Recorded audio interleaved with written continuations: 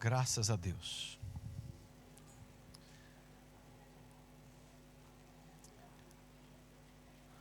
Assentados mesmos, nós vamos ler o Salmo 133. Pode ficar assentado. Salmo de número 133.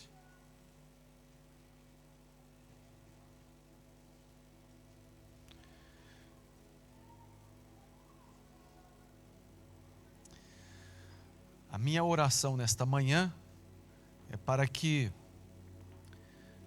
a palavra de Deus possa penetrar em algumas áreas da nossa vida que ainda não foram penetradas, para nos levar numa profundidade ainda maior, num conhecimento maior, numa revelação maior sobre aquilo que Deus já está tratando conosco, para que nós possamos nos encontrar fortes, firmes, para vencer a Satanás, porque nós vamos vencê-lo. É importante entender que o diabo está presente em várias situações e circunstâncias diferentes, em várias coisas do dia a dia que nós enfrentamos. E com respeito à igreja, a igreja tem um papel importantíssimo na sociedade, na família, na política, na salvação, na libertação.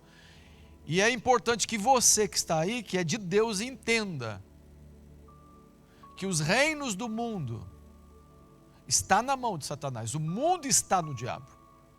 Então a igreja é ela que resiste o mal. Nós somos a igreja. E nós vamos vencer o diabo. Vidas serão salvas, famílias serão libertas. Satanás vai ter que soltar muita gente. Essa terra será abalada, o governo será abalado, a política será abalada, porque Deus vai levantar uma igreja forte. E esta é uma palavra que Deus está trazendo para que haja essa força. Amém? Então, Salmo 133, assentados mesmos, nós vamos ler todos juntos aqui no telão. Vamos lá, vamos ler comigo? Todo mundo junto, fazer um grande coral? Como é bom e agradável quando os irmãos convivem em união. É como óleo precioso derramado sobre a cabeça, que desce pela barba, a barba de Arão, até a gola das suas vestes. É como orvalho de Hermão, quando desce sobre os montes de Sião. Ali o Senhor concede a bênção da vida para sempre. Amém. Graças a Deus. Abaixa a sua cabeça e vamos orar. Ó Deus, nós te agradecemos pela tua palavra que está neste lugar, porque deste altar tem fluído uma fonte inesgotável. O Senhor tem revelado, o Senhor tem mostrado, o Senhor tem feito coisas tremendas, e a tua palavra é o princípio, é o início de todas as coisas. Antes está a tua palavra, depois é que está a existência. Senhor, e nós estamos com os nossos olhos atentos em tantas palavras do Senhor que veio sobre este lugar, a fim que possamos contemplar os feitos do Senhor. E como já tem sido dito, nós já podemos observar muitas coisas do nosso meio. Não permita, Senhor, que nós venhamos a ficar com os olhos fechados e não ver e não contemplar aquilo que já está acontecendo. Deus, eu tenho contemplado pessoas que, ao visitar outras igrejas, aí eles dizem, realmente lá é diferente, realmente lá tem alguma coisa, mas que nós não venhamos a ter essa necessidade de sair para ver lá fora, para saber que aqui tem algo acontecendo. Abre os nossos olhos, Senhor. E que a Tua palavra seja ministrada ao nosso coração de uma maneira graciosa, poderosa. Eu oro no nome de Jesus. Amém. Irmãos, eu quero falar sobre aquilo que o Espírito Santo tem insistido conosco. Estive orando sobre isso, pensei de ministrar outra coisa, mas o Espírito Santo me colocou de novo sobre este assunto. E eu creio que nós vamos entrar em algumas áreas que ainda nós não entramos ainda, e vamos descobrir alguns segredos ligados a essa questão da unidade. E eu quero só para começar, falar de um acontecimento simples, uma historinha, mas que mostra uma grande verdade. Uma pessoa foi visitar um hospício. Alguém já esteve num hospício aí? Não internado, mas visitar. É porque se teve internado tem até vergonha de levantar não, né? Ok. O que a gente encontra no hospício? Loucos. Você já esteve diante de um louco? Eu lembro no seminário que um dos rapazes que estavam lá, ele não era aluno, ele era voluntário. Então ele ajudava no trabalho, que era muitas coisas para fazer no seminário, era muito grande, era muita gente, então tinha voluntários que trabalhavam lá. E ele fazia um curso de final de semana também. E eu lembro que, eu não sei qual foi o motivo da pressão emocional, psicológica, ele teve um distúrbio mental. Um distúrbio mental. E ele se tornou como um animal. Eu fiquei muito admirado com aquilo. Foi o primeiro louco que eu conhecia, que era ação, e de repente ficou louco. E eu tinha contato com ele, a gente conversava muito, falava muito das coisas de Deus, ele me considerava, mas quando teve esse problema, ninguém entrava no quarto dele, não tinha como. Ele virou como um leão enjaulado, e quem olhasse para ele, ou chegasse perto da porta ou na janela, porque tinha gente que foi na janela para ver, que virou um negócio, ele avançava, como se estivesse endemoniado, mas ele não estava endemoniado, era um problema mental. Teve que vir médicos, teve que vir gente com camisa de força, porque ele tinha uma violência com tudo e com todos. Tudo que falava, ele entendia o contrário. Então ele teve que ser amarrado, e ele foi levado amarrado, debaixo de sedativos, de injeção, para o hospital. Eu não lembro mais se ele voltou, eu não tenho essa memória. Se ele voltou, se um dia ele estava lá, eu não lembro disso. Mas foi um louco. E muitos loucos, eles vão para hospitais especializados para louco. E tem um louco também que é endemoniado, é um espírito maligno que atua. Mas é uma questão muito difícil de se lidar, não é fácil. Às vezes nós passamos por esse problema, uma pessoa ou outra, que passa por uma pressão psicológica muito grande, ou no casamento, ou na família, ou no trabalho, e ela tem um distúrbio mental. E aí precisa tomar um calmante, precisa ser acompanhado, não fala mais as coisas como um normal. Isso pode acontecer com qualquer pessoa.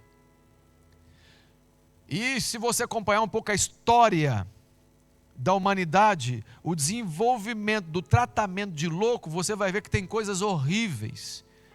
Um lugar onde eles prendem as pessoas, dão choque, fazem teste, choque na mente.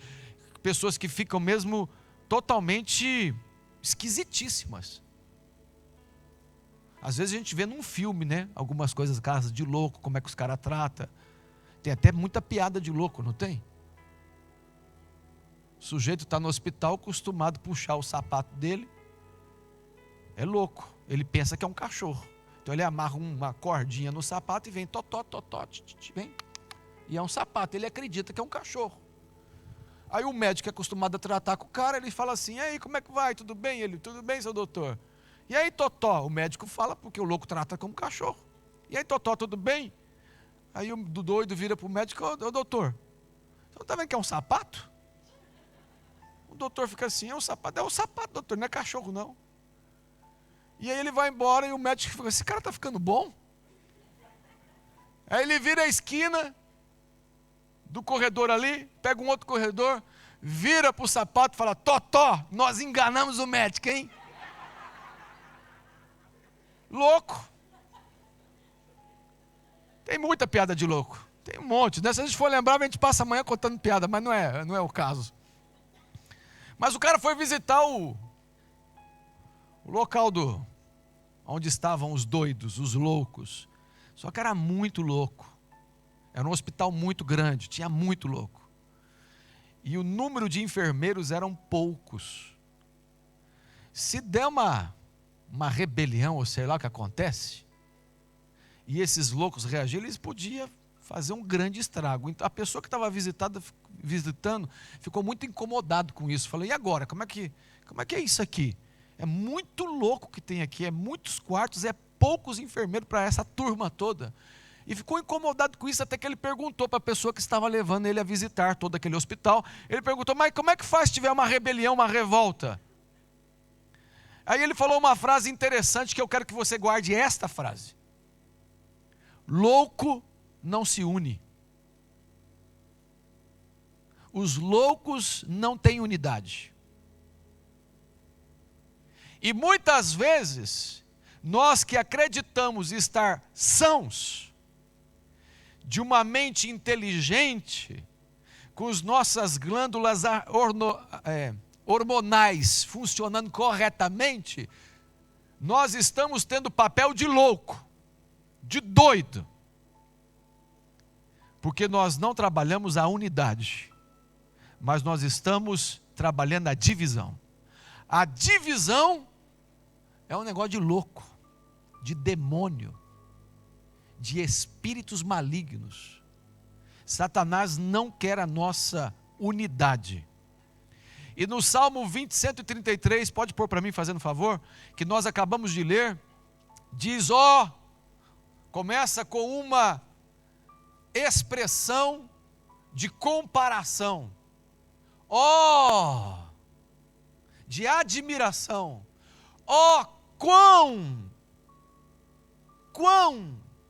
de quantidade, de comparação, quão bom e agradável. Não tem coisa ruim, não é negativo, não é pesado.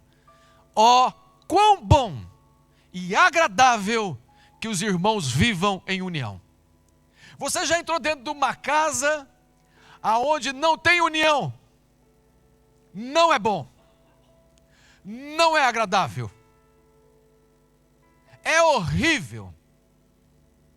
Há brigas, há discussões, palavrões, insultos, é uma confusão, é o inferno.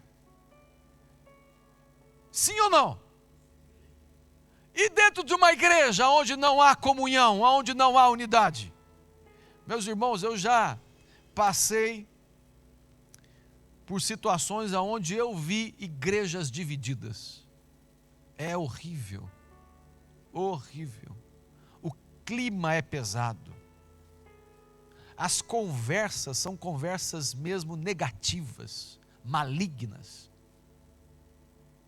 Mas quando tem união, é bom, é agradável, porque existe, sabe o que? Onde tem unidade, existe Deus, existe ordem, organização, existe paz, não há guerra, existe alegria, existe entendimento, não há brigas, mas há diálogo, há conversas.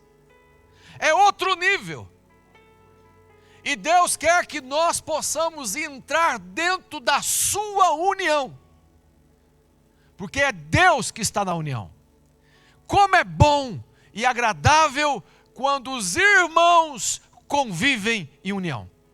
Você não foi chamado para viver uma vida isolada só tendo o seu próprio ponto de interesse, ponto de vista, sua opinião. Igreja não é isso. Reino de Deus não é isso. Não é. Reino de Deus é lugar de pessoas que passaram pela cruz. E a cruz é lugar de morte. Não tenho mais vontade própria. Não é mais eu quem vivo. Agora eu vou submeter o meu eu a Cristo. E o Espírito Santo é que vai sentar no trono da minha vida. Deus vai sentar no trono da minha vida. Jesus vai sentar no trono da minha vida. E é Ele o Senhor da minha vida. Não sou mais eu. Eu terei vontade própria ainda? Sim, porque a carne está viva. Sim. Mas a minha escolha, porque eu passei pela cruz, Jesus agora é Senhor da minha vida. Eu não tomo mais decisões sozinho. Eu não escolho aquilo que eu acho que é o melhor. Eu vou falar com Deus e vou pedir a Ele a direção daquilo que Ele quer para a minha vida. É Ele agora. É Ele que guia. É Ele que diz o que fazer. É Ele que diz o que não fazer.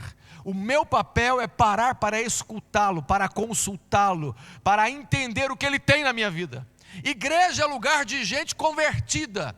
Igreja é lugar de gente que está indo para o céu. Igreja é lugar de pessoas que não vivem no ego, no orgulho, mas vivem na graça, na misericórdia e são submissos à vontade de Deus. Isso é igreja. Por isso que igreja não tem partido político. Não tem partido político. Ah, eu sou mais para isso. Ah, eu sou mais para aquilo. Ah, eu gosto do pregador tal. Eu gosto é do pregador tal. Ah, eu só vou na igreja quando fulano prega. Ah, eu gosto é de fazer... Não, não tem isso. Porque somos todos nós de Deus. Você não vai ver na igreja pessoas no meio do culto levantando a plaquinha assim, escrita assim: fora a visão do CEF, fora a visão do CEF, fora a visão. E outros ali, colocando uma outra plaquinha dizendo assim: vamos cuidar das prostitutas ali da Zona Norte ali, da Gar. Aí o pessoal, a igreja tem que cuidar das prostitutas. O outro fala assim: não, a igreja precisa começar a distribuir dinheiro para quem não tem. Distribuir dinheiro. Não tem isso na igreja, aqui não é partido político. Porque nós não estamos aqui para fazer as nossas vontades. Deus é o Senhor da igreja. E há uma liderança que busca a Deus para entender a direção de Deus para a igreja. E quando a liderança tem a confirmação daquilo que de fato Deus tem para a igreja, é passado para a igreja. E a igreja não fica opinando: ah, eu gostei, ah, eu não gostei, ah, não sei se eu vou participar, ah, não sei se isso... Não existe isso. Nós estamos juntos para seguir a direção que Deus tem dado na igreja. Mas o diabo vai sempre trabalhar naqueles corações que são os corações rebeldes. Aquelas pessoas que ainda não passaram verdadeiramente pela cruz. Aquelas pessoas que estão com o seu eu vivo.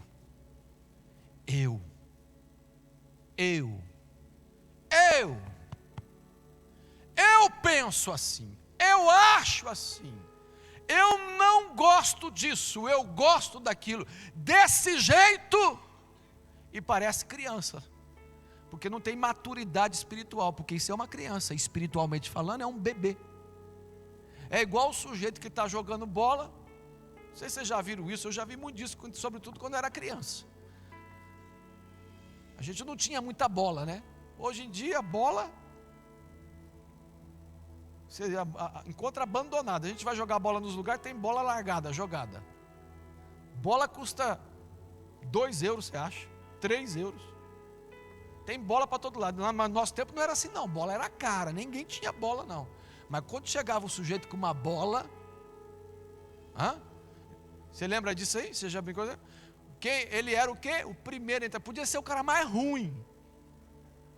Ele montava o time que ele queria, vai jogar com a bola é minha. Ele mandava, a bola é dele. Aí ele põe a bola lá. Aí o pessoal começa a jogar a bola. Você já passou por isso também, né? Começa a jogar a bola, acontece um problema, que ele não gosta, o que ele vai fazer? A bola é minha, não brinco mais. E todo mundo fica lá, ele vai embora. Você sabia que na igreja às vezes acontece de ter um sujeito desse, que ele acha que a bola é dele? Ele fala, não brinco mais. Rapaz, eu acho que eu vou comprar uns pirulitos bem grandão, deixar aqui, e quando eu ver um sujeito desse que começar a querer falar alguma coisa, eu dentro da boca, chupa aí, fica quietinho, cala a boca, chupa o seu pirulito. Eu compro pirulito ou não? Quem concorda? Vocês concordam com isso? Não pode comprar pirulito. Vocês têm que falar, não, nessa igreja não vai ter bebê assim não. Não precisa comprar pirulito daqui, está todo mundo maduro, está todo mundo unido.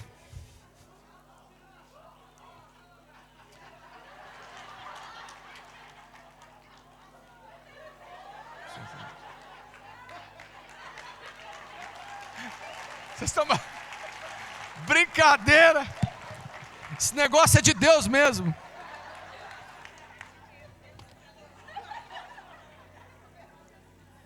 Rapaz, e olha aqui, ó o tamanho. Será que Deus está falando aqui com a gente? Deve ter algum bocudo aqui muito grande, porque olha o tamanho desse pirulito. Deve ser boca grande, deve estar, eu não gosto do CEF, eu não vou contribuir nem que for 50 centavos, eu não quero saber disso. Eu não faço isso, não, porque eu não concordo. Olha o tamanho. Deve ter algum boca grande aqui, que eu vou, chupa o pirulito e cala a boca, rapaz. Meu Deus, deixa esse negócio aqui.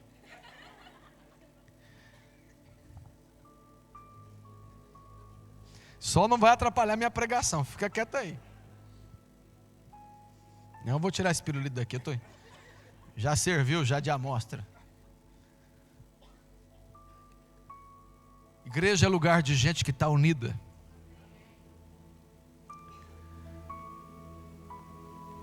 Versículo 2. É como óleo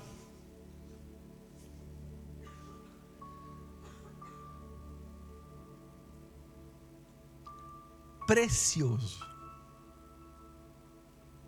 Olha como são as coisas de Deus. É como óleo precioso derramado sobre a cabeça. E é interessante que dentro desse contexto, onde Deus está tratando com a unidade, Ele vai colocar exatamente isso. O óleo precioso, derramado sobre a cabeça do primeiro homem que foi escolhido para ser sacerdote.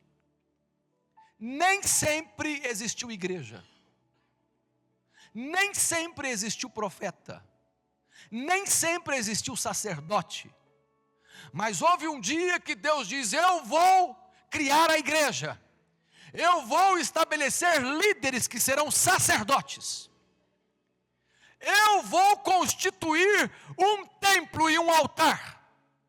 E o primeiro homem que foi derramado sobre ele um óleo, porque também não existia isso, um óleo sobre a sua cabeça, foi Arão. Primeiro sacerdote da Bíblia, na primeira igreja, que era o templo, o tabernáculo, que Deus constituiu. Moisés o trouxe segundo a ordem de Deus, e diz assim, Deus te escolheu para que você seja o sacerdote. Não haverá nenhum outro sacerdote fora da tua família. Todos os sacerdotes de Israel serão da tua descendência. E derramou um óleo precioso sobre a sua cabeça. Sabe o que é isso? Esse óleo? O Espírito Santo. O Espírito Santo foi derramado sobre a cabeça de Arão. Quando nós falamos de unidade, é o que Deus está falando aqui, ó. Quando nós falamos de unidade, nós estamos falando de um poder sobrenatural que vem do céu sobre a nossa cabeça. é uma unção. É como. O que é como o óleo? A unidade. A unidade é tão forte que ela está sendo representada como o óleo, que é o Espírito Santo. Significa que quando você está em unidade, você está representando o Espírito Santo. O óleo que estava na cabeça de Arão, que nada mais é do que Deus fazendo aliança com o homem e se unindo ao homem, dando ao homem capacidades e poderes para exercer um papel de sacerdócio. Ele será agora minha boca, ele será agora minha mão, ele vai me representar, ele vai interceder por vocês. Há uma unidade de Deus com a pessoa, isso que é esse óleo. Quando nós estamos em unidade, nós estamos representando essa comunhão de Deus e o homem, de o Espírito Santo e nós. Por isso que você não vai encontrar um homem de Deus cheio do Espírito Santo dividido. Não vai encontrar. Pelo contrário, uma pessoa que está cheia de Deus e do Espírito Santo é uma pessoa que está unida. Ele não proclama divisão, mas ele proclama a unidade. E muitas vezes nós temos gente dentro da igreja que não estão no Espírito Santo, não estão com óleo na sua cabeça, mas eles são instrumentos do diabo. Crente, por causa do seu eu, por causa da sua carne, é como óleo precioso derramado sobre a cabeça, que desce pela barba. A barba, ela significa autoridade. Quem tem união tem autoridade. Ah, como isso é lindo, isso é maravilhoso. Tem gente que quer ter autoridade no mundo espiritual para ordenar bem a sua casa, para comandar as forças ocultas do mal, mas não tem autoridade porque não tem união. Está dividido. Mas a união, ela nos dá autoridade. É como óleo precioso sobre a cabeça de Arão. É como o óleo que desce até a barba de Arão. Autoridade. E é interessante que eu escutei algo ontem aqui que eu não sabia. Foi a primeira vez que eu ouvi. E eu creio nisso, eu sei que isso é assim mesmo. Há muito tempo atrás eu entendi que esse óleo que é derramado sobre a nossa cabeça, ele existe também invisível. E que Deus manda anjo com vaso e ele derrama sobre a cabeça. E a pessoa que recebe esse óleo invisível espiritual, ele recebe dons espirituais e tem um poder para fazer a obra de Deus. Tem um homem, um americano, ele era alcoólatra, vivia bêbado, família destruída, cheio de dívida, sempre dizendo que não ia mais beber. Ele recebia o salário dele, trabalhava para o exército americano, recebia o salário dele, e antes de chegar em casa, ele gastava todo o salário no primeiro bar que ele encontrava, todo o salário. Eles receberam visita de uma igreja, evangelizaram a esposa, ela se converteu, manifestou muitos demônios, os demônios foram expulsos. E esse homem, coisa mais difícil que estava, a conversão dele. Muito difícil. Ele deitava com uma garrafa de pinga e acordava com outra garrafa de pinga, escondido debaixo do travesseiro, debaixo do colchão, alcoolizado o tempo todo. Oraram com ele, ele aceitou Jesus, expulsaram os demônios, mas ele não conseguia largar a bebida. Mas Deus trouxe uma revelação, isso é um caso à parte. Trouxe uma revelação para ele que Deus o tinha chamado, tinha escolhido para uma obra. E que Deus estava fazendo uma libertação na vida dele. E ele recebeu isso, houve uma manifestação sobrenatural na vida desse homem, ele recebeu. E ele foi fazer uma besteira. Ele queria provar se de fato Deus fez algo na vida dele, o que eu não oriento a ninguém fazer isso. Aconteceu com ele. Experiência dele, não faça igual. Ele pegou e falou assim: eu quero saber se Deus me libertou mesmo. Ele foi para o bar e ele tomou tudo quanto é tipo de bebida e misturou as bebidas, das piores que tinha. E o homem não ficou bêbado. Podia deixar 10 pessoas bêbadas, ele não ficou bêbado. E ele ficou impactado com isso. O que é isso que está acontecendo em mim? E veio dentro dele uma sede de Deus, e esses sinais de Deus acontecendo na vida dele. E ele então foi e começou a orar, e a buscar, e a jejuar. E Deus lhe deu uma visão. Ele viu o inferno. Quando esse homem viu o inferno, ele ficou desesperado. Ele começou a ficar preocupadíssimo com as pessoas, porque agora ele entendia a realidade que todo mundo estava enfrentando, que antes ele não conhecia. Ele mudou completamente, porque agora ele viu o inferno. E ele ficou até muito doente porque ele viu o inferno. Foi impactante o que ele viu. Deus mostrou para ele.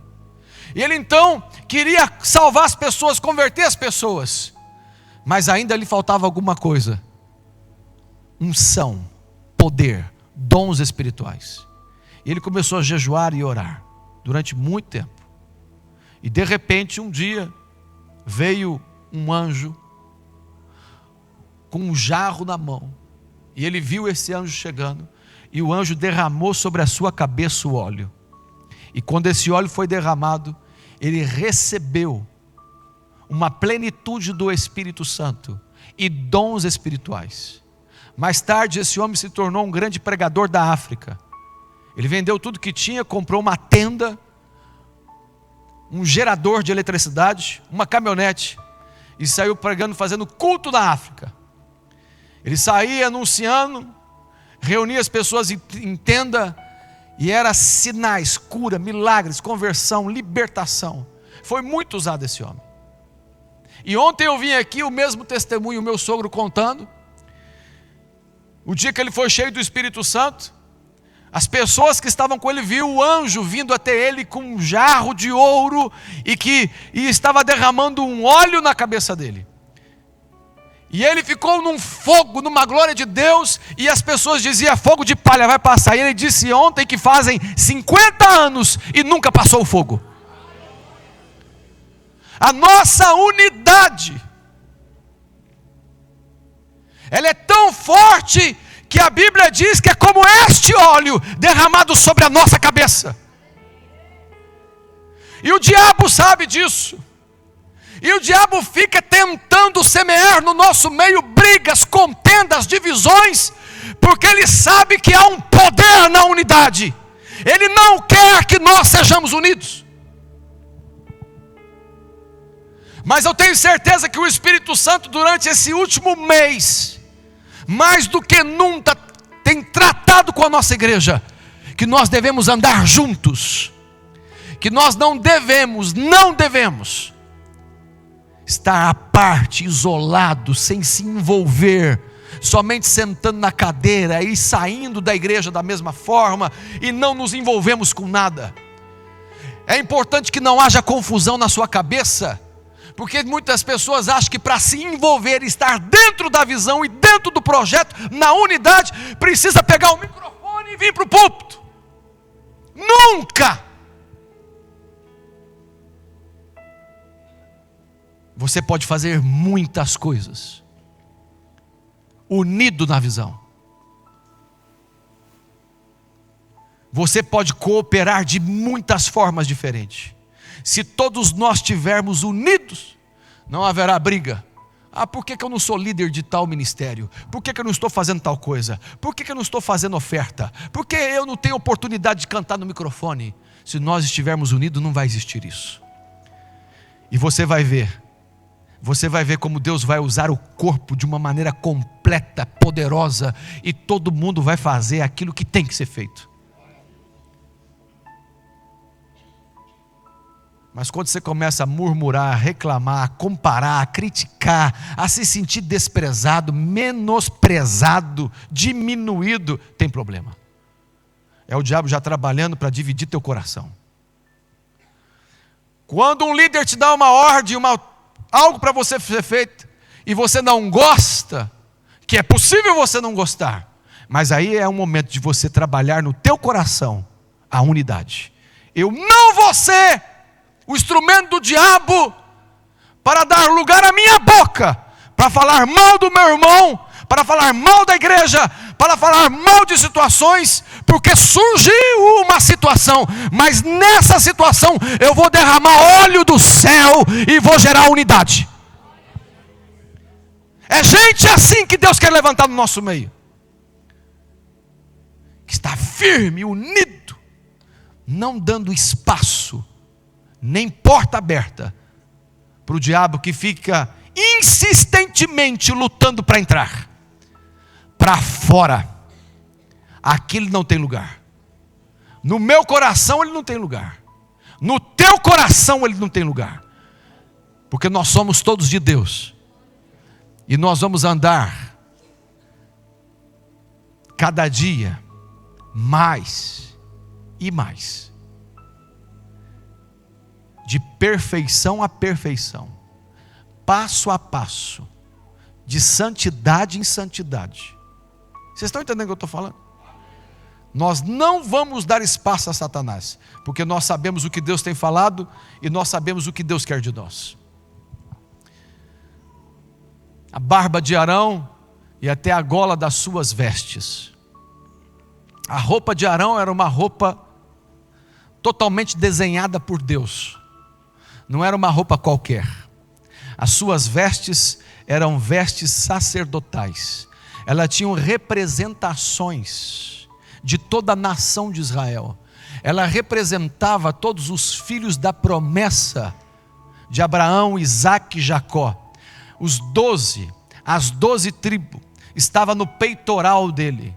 A sua roupa era desenhada até a cueca, e o calção de baixo era desenhado por Deus como era usado, para que quando ele subisse com os seus vestidos que já eram longos numa escada para fazer sacrifício, a sua cueca era longa como uma grande bermuda, para que não se visse as suas pernas.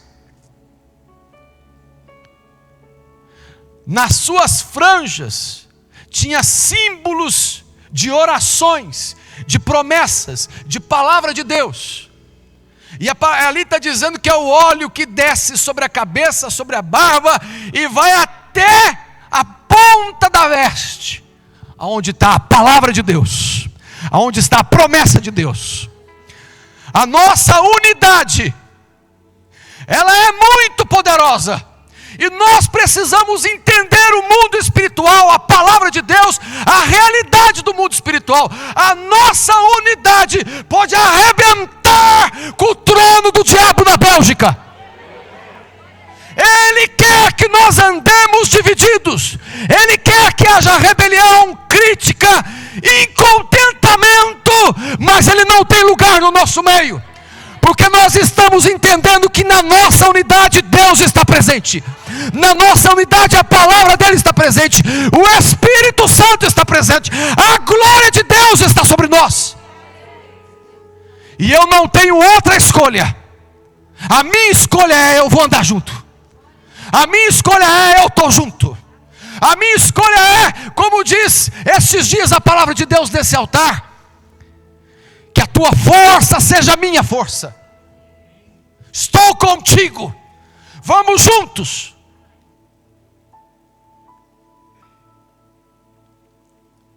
E Satanás trabalha tão sujo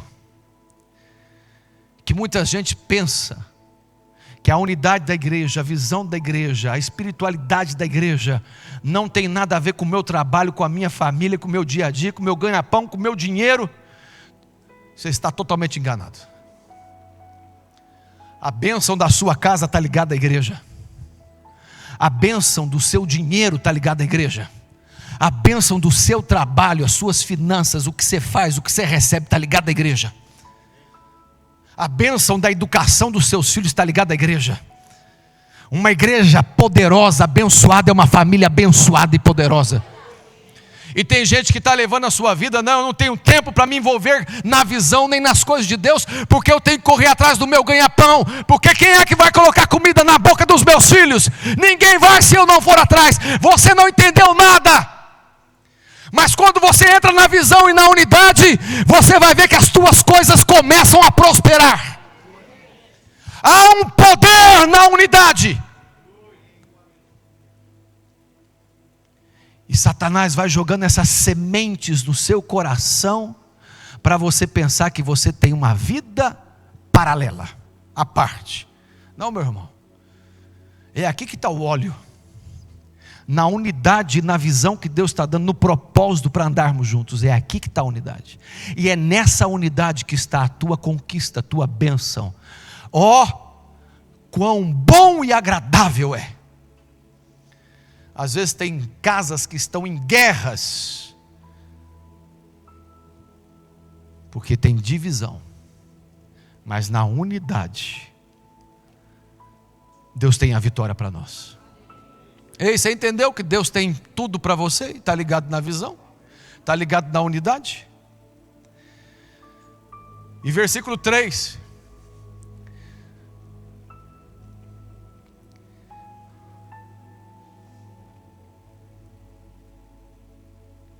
Tão claro, tão lindo, tão maravilhoso.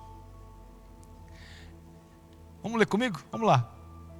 É como orvalho de Hermão, quando desce sobre os montes de Sião, ali o Senhor concede. Em outra tradução diz ordena a vida para sempre.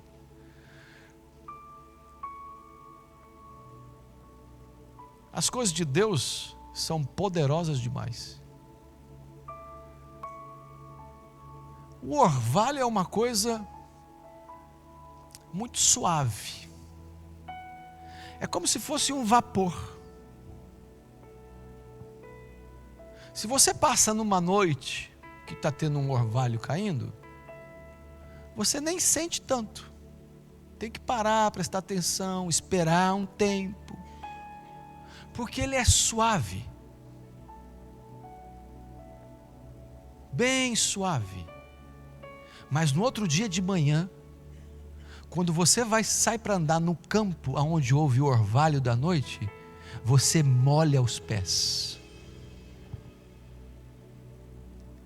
Deus está dizendo que aonde tem unidade, há uma bênção caindo do céu continuamente, suavemente. Talvez você nem sente, talvez você nem percebe, você nem vê o caminho da bênção chegando, mas ela está descendo suavemente, e ela não cessa, ela continua caindo. E quando nós percebemos, a terra que precisa de água para brotar, para gerar, para ter vida, está toda inundada, toda molhada. Assim é a igreja que vive na unidade. A bênção de Deus é derramada continuamente. Talvez você não está vendo o que Deus está fazendo. Talvez os teus olhos espirituais não estão abertos, porque tem um mover de anjo. Aqui mesmo está cheio de anjo agora, fazendo um monte de coisa. Você não está vendo tudo o que está acontecendo, mas ela está descendo, e ela continua descendo. Depois do culto ela continua descendo. Na segunda, na terça, na quarta, Deus vai operando. É suave, mas molha o pé, faz brotar, faz crescer, faz produzir. Tem vida aonde tem unidade. É como óleo de Hermão.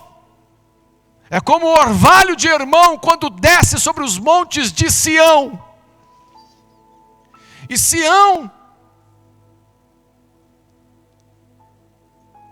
é local. Quando muitos já pregaram que local não tem importância, o diabo conseguiu entrar dentro da teologia cristã para falar que local não tem importância, porque interpretaram errado muitos textos bíblicos. Mas Sião é local. Sião é um local, é um monte, aonde Deus escolheu para ali, naquele local, trazer o templo do Senhor. Em Sião é onde foi construído o templo. É em Sião aonde Deus virá reinar na terra, aonde Jesus vai descer com sua glória, depois que a igreja subiu, e agora a igreja desce com o corpo glorificado, e vai reinar na terra. Jesus se senta no trono em Sião. Sião é um local. A bênção do Senhor no local que Ele escolheu, porque unidade, você não escolhe o local. Unidade, Deus escolhe o local. Deus escolheu para nós estarmos unidos aqui. Você não fica unido na sua casa. Você não fica unido em outro local. Nós estamos unidos aqui. Aqui é o ponto aonde Deus derrama a sua bênção. É aqui. Por isso que Jacó, quando teve revelação, ele quis derramar azeite no local. Porque ele disse: é aqui nesse local aonde Deus falou comigo. E ele fez votos a Deus. E naquele local ele derramou azeite. E ele disse: aqui é casa de Deus. Você sabe o que é casa de Deus? Lugar de unção. Casa de Deus. Lugar de revelação. Lugar de visão. Lugar de palavra profética. Lugar de oferta, de dízimo, de culto a Deus. Porque a gente não vem fazer culto a Deus com mão vazia. Não, nós recebemos de Deus e nós trazemos a Deus. Deus não precisa, mas Ele quer que nós tragamos a Ele. Você está entendendo o que eu estou falando? É lugar de dízimo, é lugar de oferta, é lugar de sacrifício, é lugar de cura, é lugar de libertação, é lugar de salvação. Igreja, casa de Deus, Betel. Você está comigo? Ali, aonde caiu o orvalho de Hermão, quando desce sobre os montes de Sião, ali o Senhor, que tem um poder, que basta dar um suspiro, o céu se move. Ele que é soberano sobre tudo e sobre todos, e nós desconhecemos a grandeza de Deus. A Bíblia nos desafia a usarmos a nossa imaginação para entendermos o tamanho de Deus. E ela disse que nunca nós vamos chegar lá. Pode imaginar o que você quiser.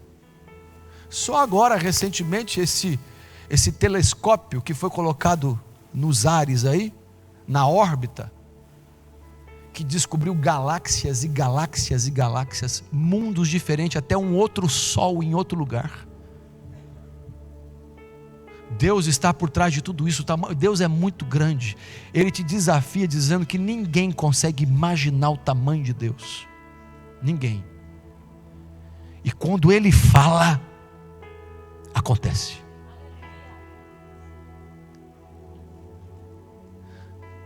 Ele ordena, Ele não só fala, Ele diz: minha bênção vai, desça naquele lugar que eles estão unidos a mim.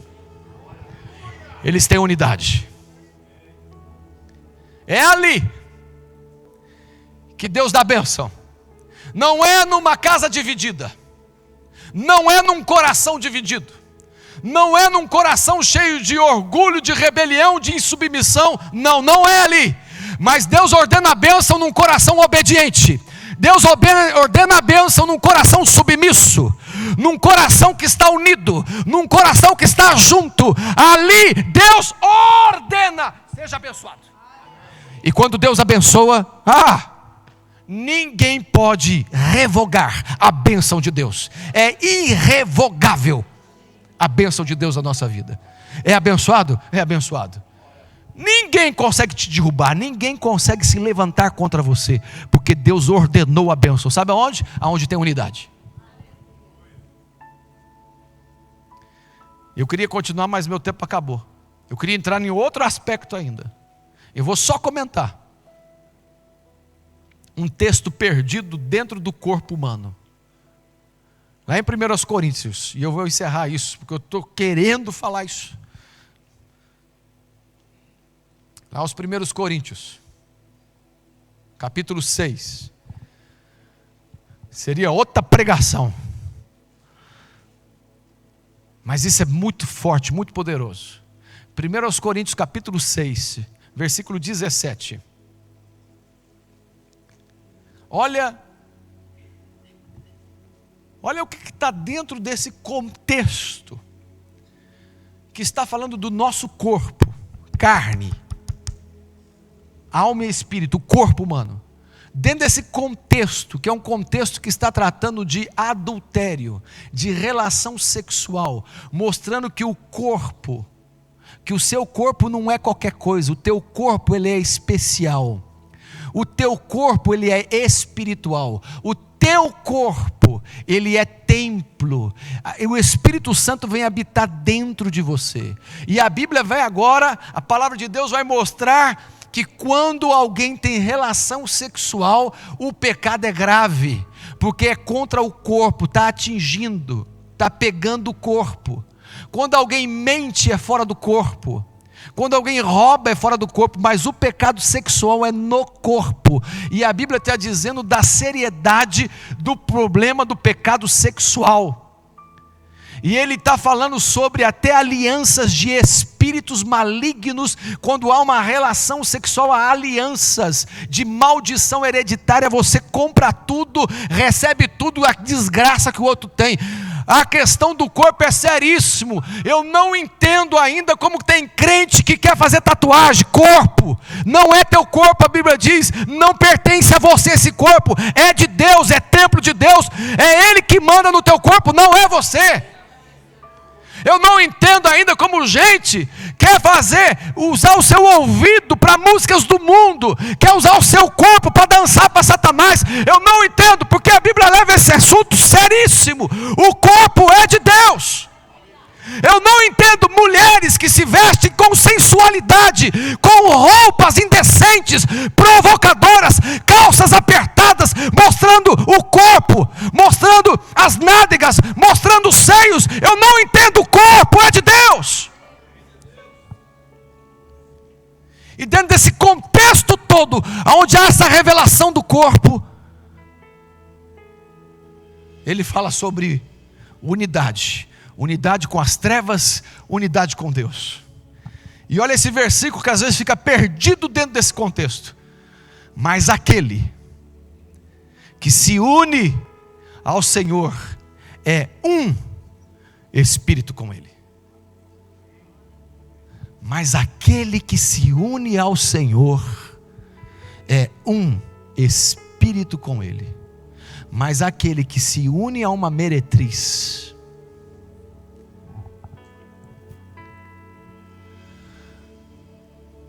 nós somos um espírito com Deus. Nós estamos unidos a Deus. E o nosso corpo pertence a Deus. Por isso, não tem dois caminhos, é um caminho.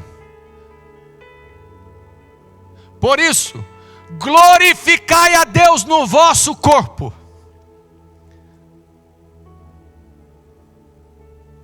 Não sejam mulheres doentes. Se eu não me vestir assim, eu me sinto feia, eu me sinto... Você não precisa ser sexual, sensual para se sentir bonita, porque a beleza, ela vem de dentro para fora. E se dentro de você tem essa beleza, você pode ter certeza que para fora vai aparecer. Porque tem mulheres aí do mundo que é do jeito que o mundo gosta. Aquele corpo que é um corpo artístico, perfeito, cada detalhe, cada centímetro, da cabeça até os pés, dos olhos, nariz, boca, rosto, o corpo todo. Mas quando você chega perto, dá até nojo. Já teve esse sentimento? Dá nojo. Uma podridão. É igual joia no focinho de porco.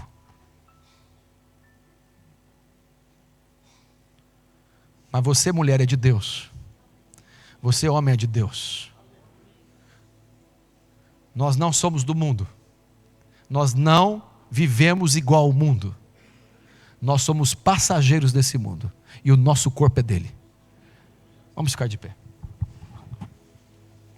Mas aquele que se une ao Senhor é um espírito com ele. Quem pode dizer graças a Deus? Aleluia. Essa palavra ela não para aqui. Ela não é detida. Ela não é impedida. Essa palavra ela prospera, ela continua e ela trabalha na sua vida e ela te levanta. E não tem demônio que vai roubar isso de você. Ela prospera na sua vida. A sua vida é transformada, o teu coração é mudado. E o mundo espiritual é revelado a você. Essa palavra traz mudança à nossa igreja. Mesmo que o diabo lute, ele já está derrotado. Quem pode dizer glória a Deus? Amém.